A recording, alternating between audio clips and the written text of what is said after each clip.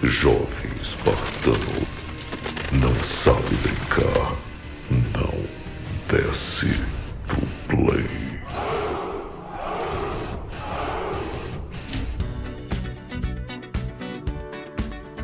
Fala aí, espartanos! Grande prazer em ver vocês aqui novamente. Hoje eu trago um vídeo aqui muito interessante a respeito do que seria um rumor com relação aos dev kits do PlayStation 5 e como que isso pode impactar na atualidade. Afinal de contas, nós já temos as especificações técnicas do PlayStation 5 atualmente, o que significa que dificilmente elas serão mudadas. O que a Sony informou vai ser o que nós teremos na versão de lançamento, na versão para o mercado, bem como também do Series X, obviamente porque não deve mais dar tempo de mudar nada, né? Então o que eles estudaram durante todos esses anos, eles estão aplicando agora nessas versões finais, se preparando então para o lançamento dos consoles. Só que existe uma informação muito interessante que saiu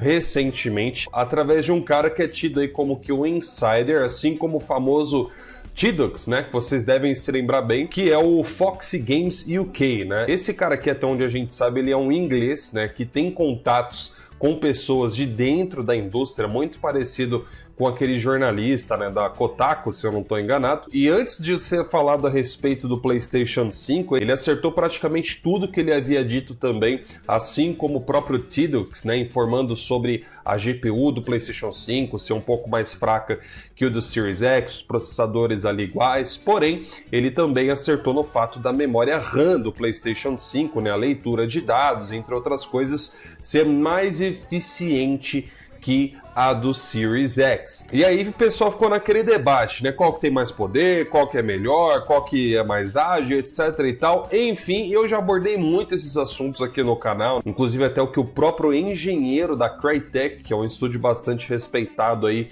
pela Microsoft, falou aí alguns dias atrás, que gerou uma polêmica enorme, os caras tiveram que excluir a entrevista dele, mas enfim, o que importa mesmo é o resultado final, é como o próprio cara da Digital Foundry fala, independente das especulações, independente das fichas técnicas, independente do que cada um pode fazer no papel, na teoria, a prova do pudim está no seu gosto. Porém, isso aqui que foi falado é uma coisa muito interessante, que pode impactar sim atualmente, mesmo que as specs já estejam todas reveladas. Vocês devem se lembrar daquela apresentação que a Sony fez, né, a portas fechadas ali para desenvolvedores e etc, do PlayStation 5 no ano passado, quando eles nem chamavam ainda um aparelho de PlayStation 5, eles chamavam Next Generation, né, ou seja, o próximo hardware da próxima geração, através de uma demo com o jogo do Spider-Man, onde eles compararam capacidade de carregamento do jogo no PlayStation 4 Pro, que é o hardware mais poderoso PlayStation atualmente, com o que seria a futura geração, que agora nós conhecemos como PlayStation 5. E vocês devem se lembrar que naquela apresentação a própria Sony havia mostrado que o PlayStation 4 Pro levava cerca de 8 a 10 segundos para carregar uma determinada parte ali do cenário, enquanto que o PlayStation 5, ou o que seria o Dev Kit daquele momento, conseguiu carregar aquele mesmo cenário em pouco mais de 80 milésimos de segundo. E aí logo em seguida eles fizeram uma demonstração de carregamento em massa, né, que é quando não tem uma tela de loading, mas o console está ali carregando textura o tempo inteiro, carregando blocos, né, de texturas ali que ele precisa armazenar do HD na memória RAM, que é justamente aquele pedaço ali que vai ser utilizado, vai ser renderizado pela GPU, e aí a Sony fez essa demonstração. E no PlayStation 4 Pro, até uma determinada velocidade no cenário, vocês veem que ele consegue carregar numa boa, mas quando a câmera começa a acelerar indo de um ponto A ao ponto B da cidade, o PlayStation 4 Pro começa a travar na tela. É exatamente isso, começa a travar.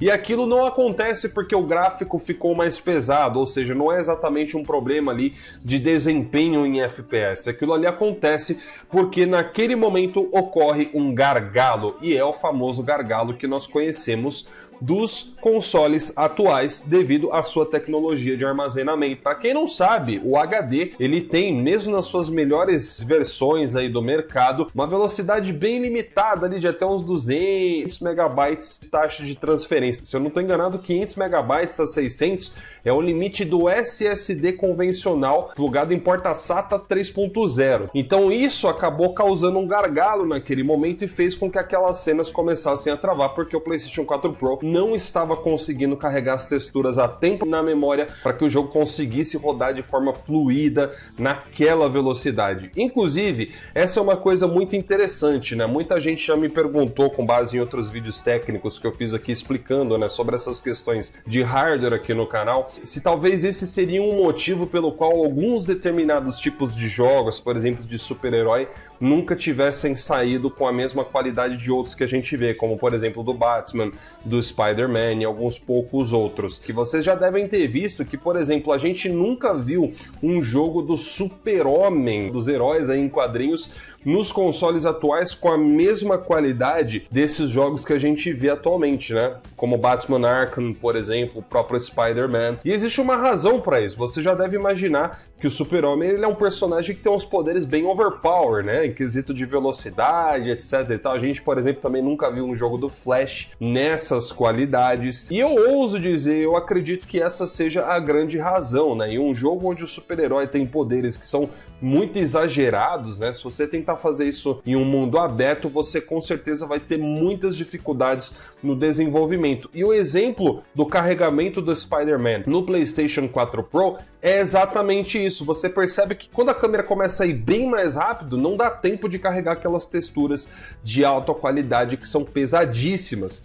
Já no PlayStation 5, essas texturas carregam maravilhosamente bem, como vocês estão vendo aí na tela. Então vocês imaginam agora um jogo do Super-Homem com os mesmos gráficos do Spider-Man do PlayStation 4, por exemplo, né? Nesse caso aqui já seria possível. Você poderia voar ali em alta velocidade com o Superman, né, pela cidade. Você já teria todas as texturas carregadas devidamente, você não teria gargalo. E olha a liberdade de criação que isso dá para o desenvolvedor. Tem muita gente aí que não entende, é muito fanboy, principalmente de Xbox atualmente aí, falando que o SSD é só para tela de loading. Não, cara. Ainda mais da forma como estão querendo implementar nesses consoles nessa próxima geração, com acesso praticamente direto à memória RAM, com resposta praticamente imediata, faz muita diferença, cara. Os jogos que antes não eram possíveis de serem feitos, da forma como os desenvolvedores gostariam de fato de fazer, sem ter que ficar capando, limitando, né, alcance de cenário, né, ou cenários fechados, finalmente vão ser possíveis nessa próxima geração. Então podem até notar o que eu tô dizendo. Eu acredito sim que muitos jogos aí de super-heróis que deveriam ter existido em atuais gerações, na próxima vão finalmente poder ter essa oportunidade, porque os poderes deles vão poder ser processados no videogame, né? Olha a velocidade com a qual a câmera andou aqui no jogo do Spider-Man carregando as texturas. Aí você imagina agora, tira Spider-Man e bota o Super-Homem voando aí nessa velocidade. Fica uma coisa totalmente plausível, que não seria possível, por exemplo, se você tentasse fazer no jogo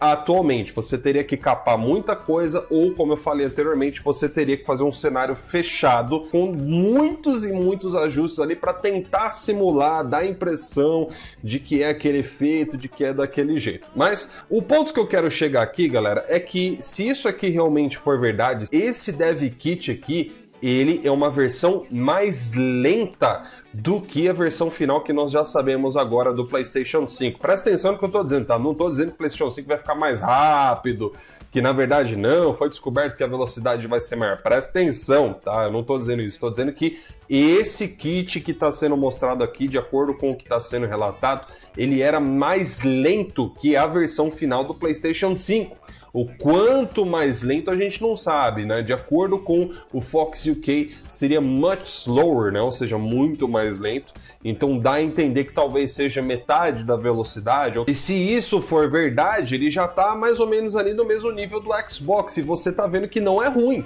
né? Mesmo no Xbox Series X, mesmo que ele tenha metade da velocidade do SSD do PlayStation 5, você já tá vendo que dá para fazer muita coisa, cara. Muita coisa mesmo. Então não subestime a velocidade de nenhum dos consoles, mesmo que o PlayStation 5 tenha mais, talvez ele tenha uma maior liberdade mesmo de criação em vários outros aspectos isso não quer dizer que os jogos do Series X vão ser ruins. Se a Microsoft souber aproveitar isso aqui, ela vai fazer desgraça também.